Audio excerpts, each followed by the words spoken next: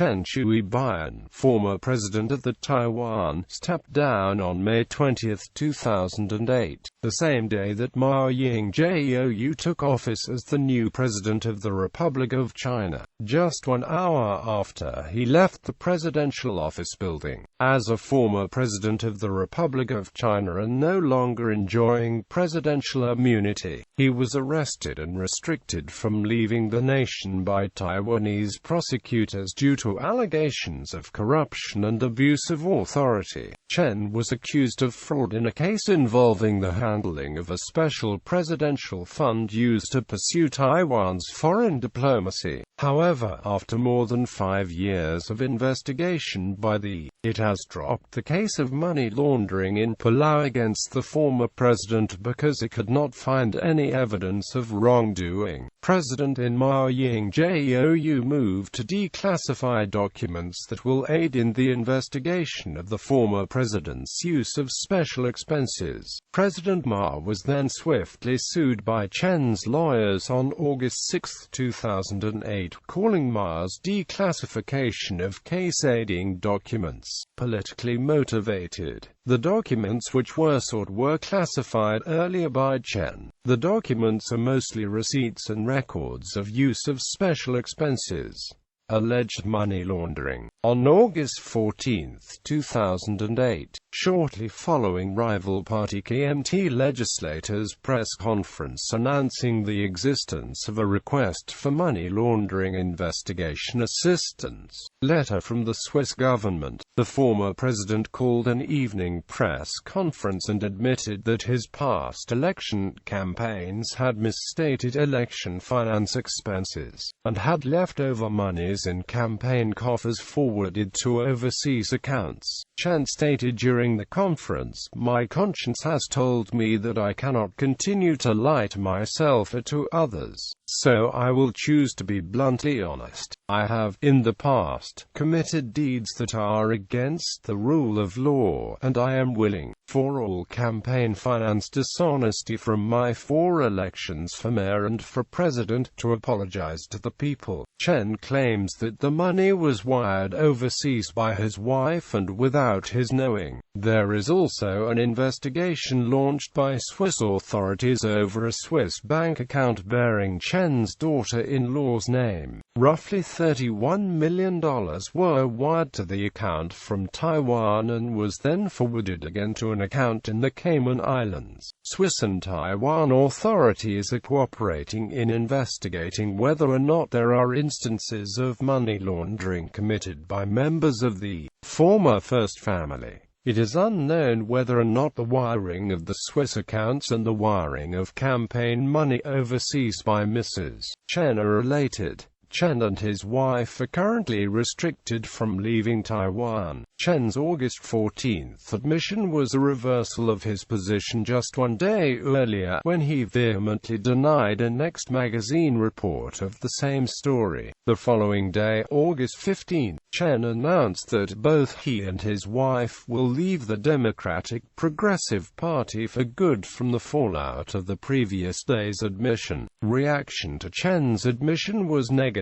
Former DPP chairman Xi Ming-teh claimed to have been eating while Chen called his press conference, and threw his chopsticks down in anger upon hearing his confession. Chen's vice president for throughout his 8 years, Annette Lu, has said, "If I had not heard it with my own ears, I would not have believed it. I am still in disbelief. Any person who genuinely loves Taiwan will not wire money of contributors and of the people overseas." The former First Family have affronted Taiwan and the Taiwanese people. Chen Shui-bian and his wife Wu Shuzhen, on August 15, resigned from the Democratic Progressive Party and apologized. Thus, today I have to say sorry to all of the DPP members and supporters. I let everyone down, caused you humiliation, and failed to meet your expectations.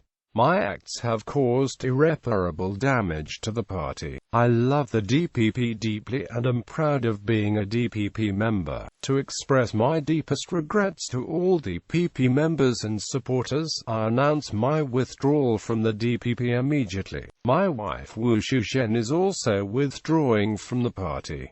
DPP chairwoman Tsai Ing-wen also apologized to the public on behalf of the party, in regard to Chen and his wife's decision to withdraw from the party and his desire to shoulder responsibility for his actions as well as to undergo an investigation by the party's anti-corruption committee. We respect his decision and accept it. Taiwan prosecutors on August 16 interrogated Wu Shuzhen and asked her to explain overseas money transactions. A Kuomintang party member alleged that Chen's wife bought jewelry to launder money. Ma Ying-jeou, a member of the ruling KMT, charged that Chen's family opened 4 bank accounts in Switzerland with total deposits of $32 million, which Chen remitted through his daughter-in-law, Hu Wang-jeou. On August 17, Supreme Court Prosecutor's Office announced Taiwanese investigators took away boxes of documents after search of Chen's home in Taipei City, his office, and in Tainan, at the home of his wife's brother Wu Qingmao. Chen was prohibited by prosecutors from leaving Taiwan.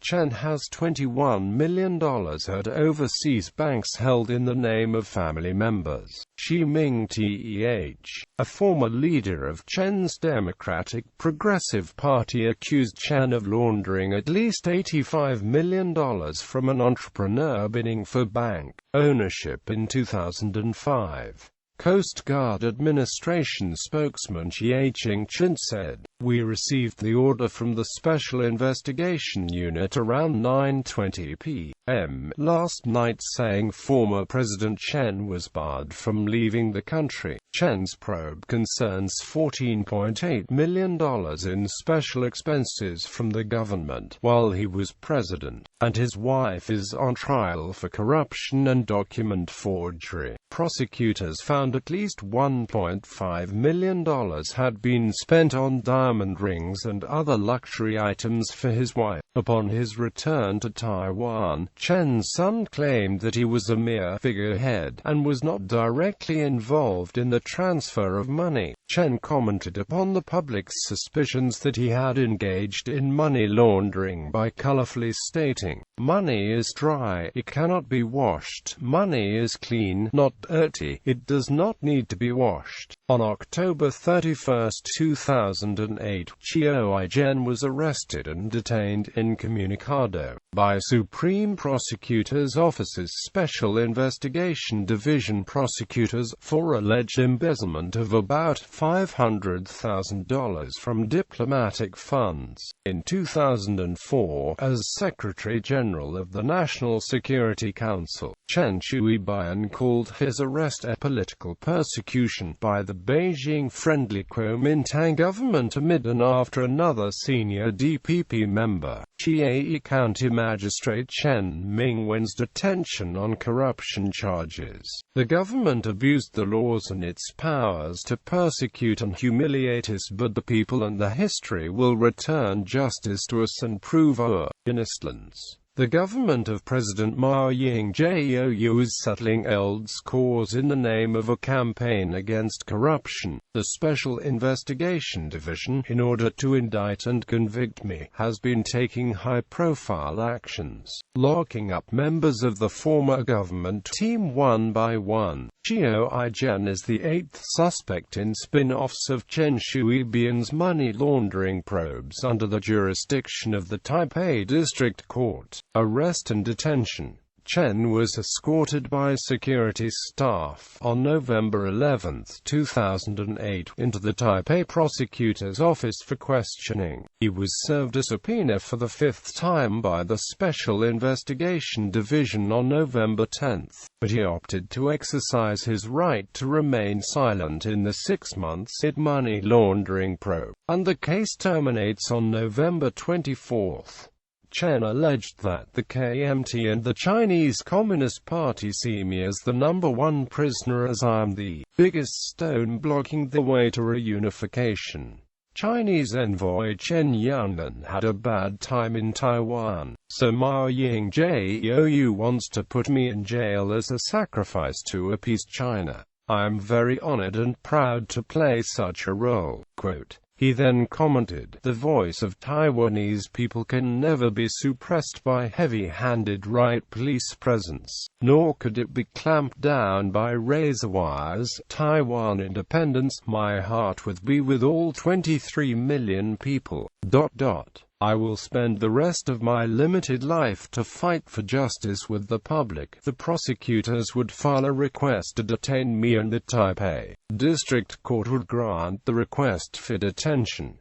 Long live Taiwanese democracy! Long live Taiwanese independence!" On the 12th of November 2008, Taiwan Affairs Office of the PRC in a routine press conference denied the allegation, describing it as a rumor. It further stated it believes that people can see through the purpose behind this clumsy tactic of rumor-making. After 6 hours, Chen left the Supreme Court prosecutor's office in handcuffs, arrested and detained. He held his cuffed hands up for journalists and shouted, "Political persecution!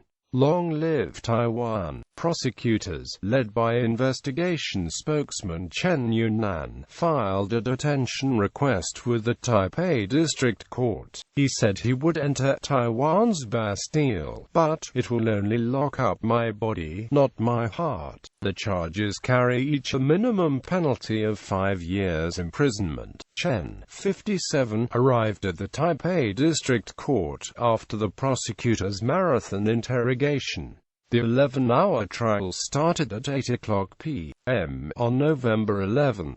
The court suspended the proceedings after Chen's lawyer Lai Ching-te claimed a policeman hit him. Chen was rushed to National Taiwan University Hospital, and after 2 hours, the doctors confirmed a slight right arm muscle injury due to strain, possibly caused by a police officer's unintentional pulling of his arm while being detained. Following a night of deliberation, the Taipei District Court formally arrested and jailed Chen at 7:06 a.m. on November 12 under an order that it does not constitute an indictment.